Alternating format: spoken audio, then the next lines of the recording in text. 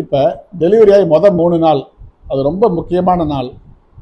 அந்த 3 நாள் அம்மாவுக்கு கொஞ்சமாக பால் கிடைக்கும்.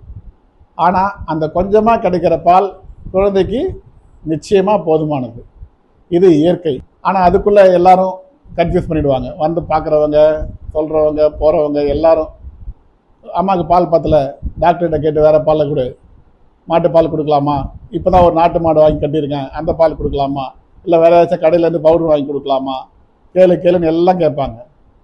முக்கியமாக இதில் தெரிஞ்சிக்க வேண்டியது என்னென்னா, மாட்டுப்பால் கண்ணுக்குட்டிக்கு, தாய்ப்பால் குழந்தைக்கு. ரெண்டாவது, குழந்தைக்கு பால் பத்தலைன்னா யூரின் கம்மியாக போகும், குழந்தை சோர்வாக இருக்கும்.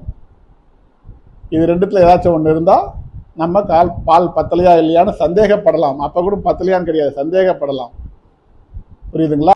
இது ரெண்டும் இல்லை, குழந்தை நல்லா யூரின் போயிட்டுருக்குன்னா பால் பத்துது. அதுவும் 3 நாள் 72 மணி நேரத்துக்கு, 24 மணி நேரத்துக்கு ஒரு தடவைலேருந்து 2 தடவை யூரின் போனாலே அது நார்மல் தான்.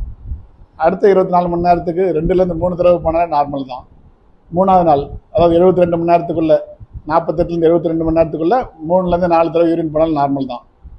ஆனால் மேக்ஸிமம் இப்படி பால் பத்திரம்னு சொல்கிற எல்லாம் குழந்தையும் 5லேருந்து 6 தடவையாச்சும் யூரின் போயிட்டுருப்பாங்க.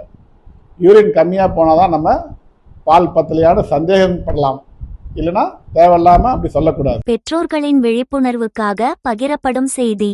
மருத்துவரின் ஆலோசனைக்கு கைபேசி எண்ணை அழைக்கவும்.